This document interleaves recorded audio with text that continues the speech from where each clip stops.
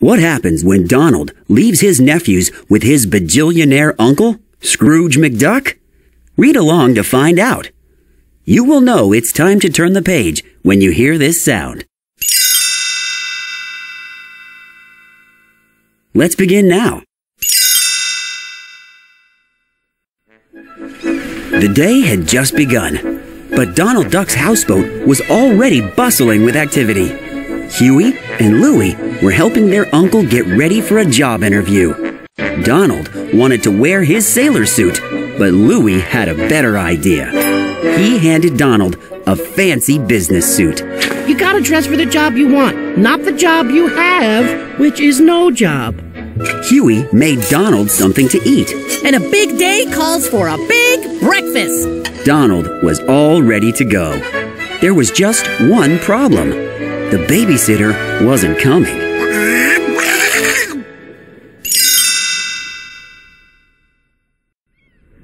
Donald had to think quickly. He put Huey, Dewey, and Louie in the car and entered an address into the navigation system. Huey looked over Donald's shoulder. He couldn't believe it. McDuck Manor? As in Scrooge McDuck? Dewey was shocked. The bajillionaire! Louie looked at Donald warily. You're finally gonna sell us. Donald put the car in gear. Donald and his nephews pulled into the driveway of McDuck Manor. The gate was closed.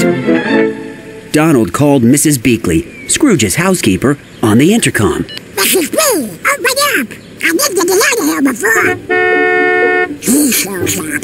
Scrooge McDuck's limo was right behind Donald's car. Scrooge jumped out of the car.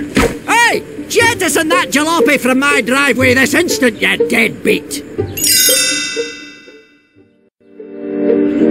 Scrooge was not happy to see his nephew, Donald Duck. Donald frowned. Uncle Scrooge. Huey couldn't believe his ears. Uncle Scrooge? They were related to Scrooge McDuck, the famous billionaire and explorer. Huey, Dewey, and Louie could barely contain their excitement.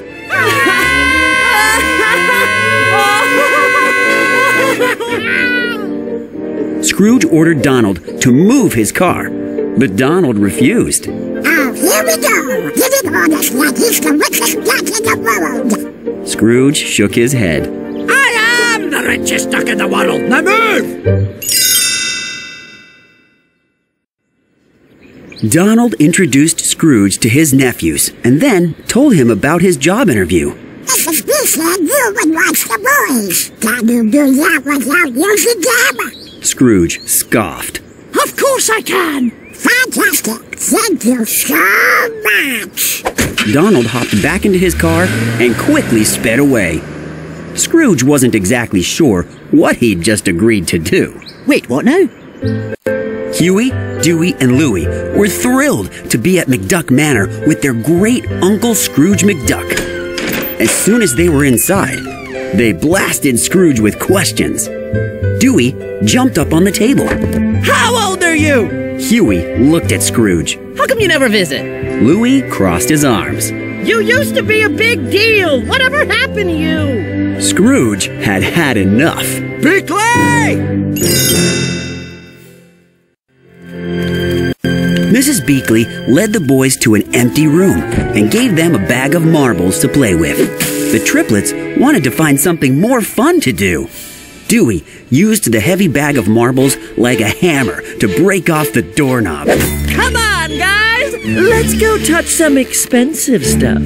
Suddenly, a lasso wrapped itself around Dewey. Seconds later, Huey and Louie were captured too.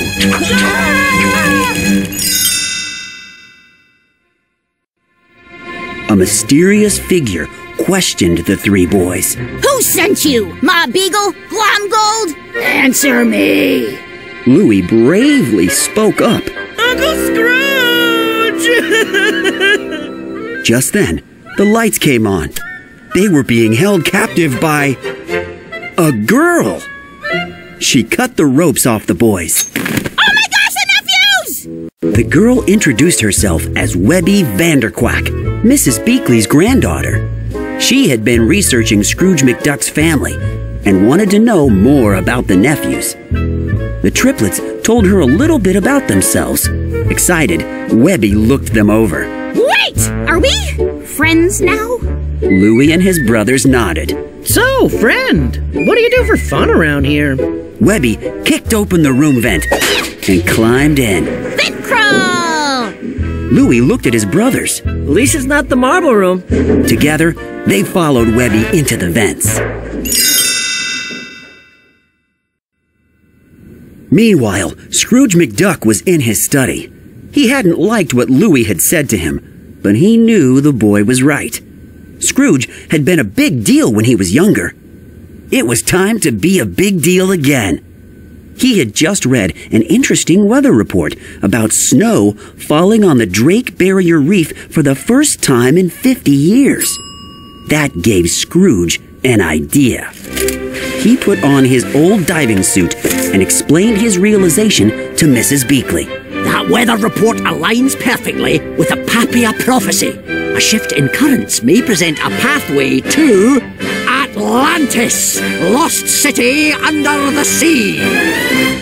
Mrs. Beakley did not think Scrooge should go on an adventure. She thought that Scrooge should spend more time with his family. She wondered why he hadn't seen his family in over 10 years. Scrooge scowled. Because family is nothing but trouble! At that moment, the nephews and Webby were passing over Scrooge's study in the vents. Dewey heard Scrooge's answer.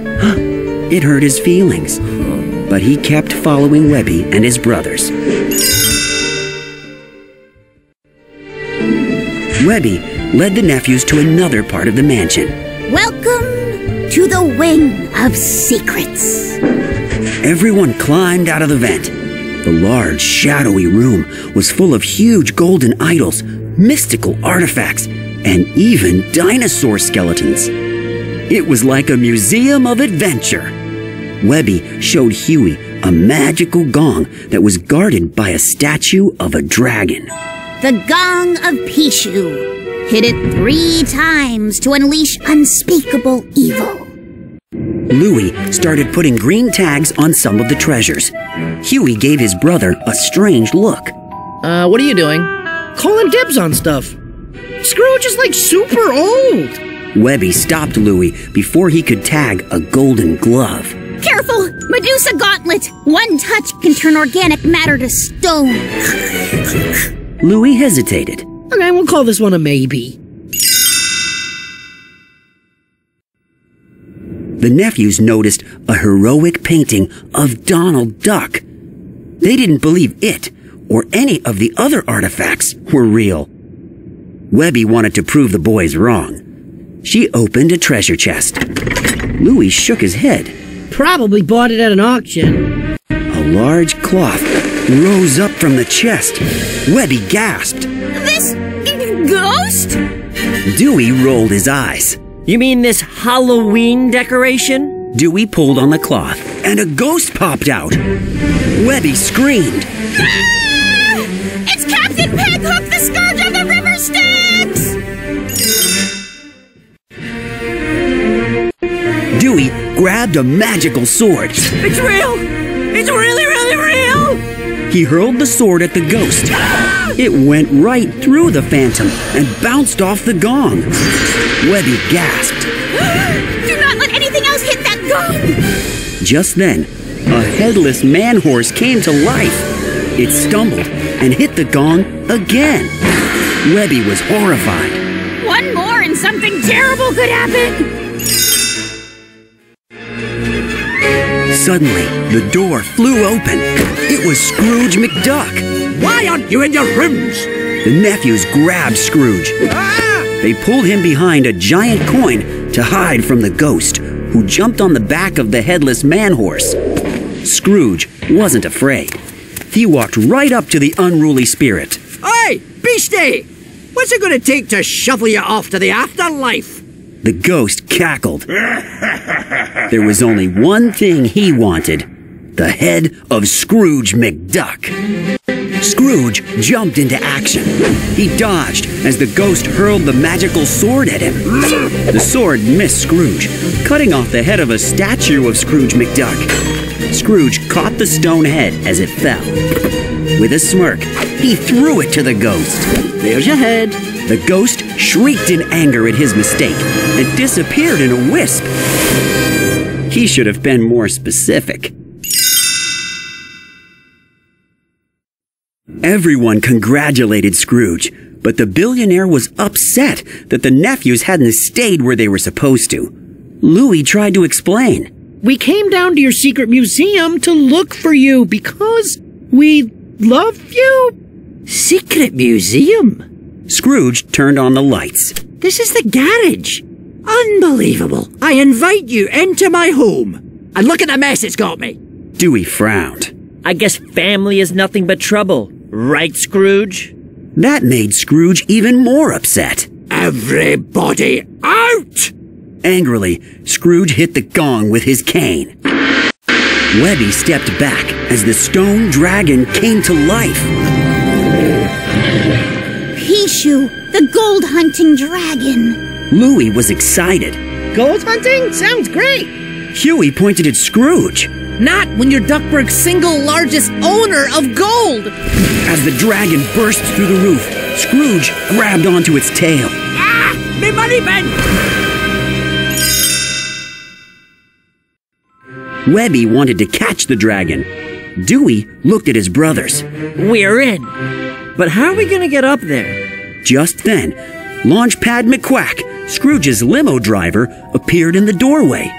He was a pilot, and he offered to help. Together, Launchpad and the four friends ran to Scrooge's plane. In the sky, the dragon took Scrooge on a wild ride through the city. It'll take more than some fancy flying to shake old Scrooge, a cash cannibal. The dragon flew back and forth, knocking Scrooge against the buildings. As the dragon closed in on the McDuck fortune, it finally managed to throw Scrooge off its back. The billionaire fell toward the ground.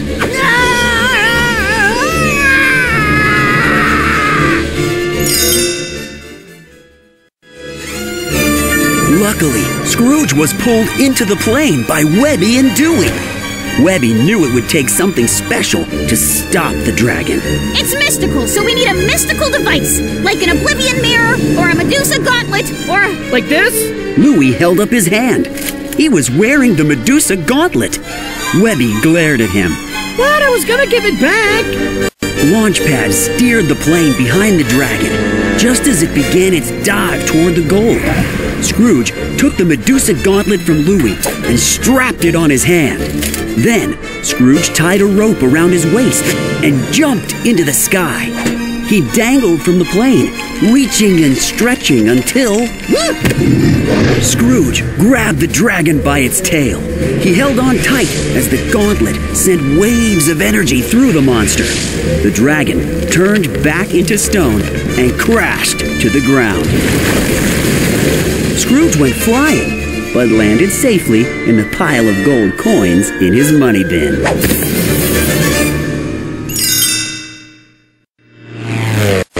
Launchpad landed the plane. Scrooge marched up to the young ducks. In the short time I've known you, you've wrecked my home, unleashed several ancient evils, and almost got me killed twice. Suddenly, Scrooge broke into a smile. That was incredible! You kids are nothing but trouble! Curse me kilts, have I missed trouble! I suppose I'll have to keep an eye on you to teach you how to get into trouble properly. Scrooge pulled out his phone and called Mrs. Beakley. Clear my schedule! I'm taking the wee ones on a field trip.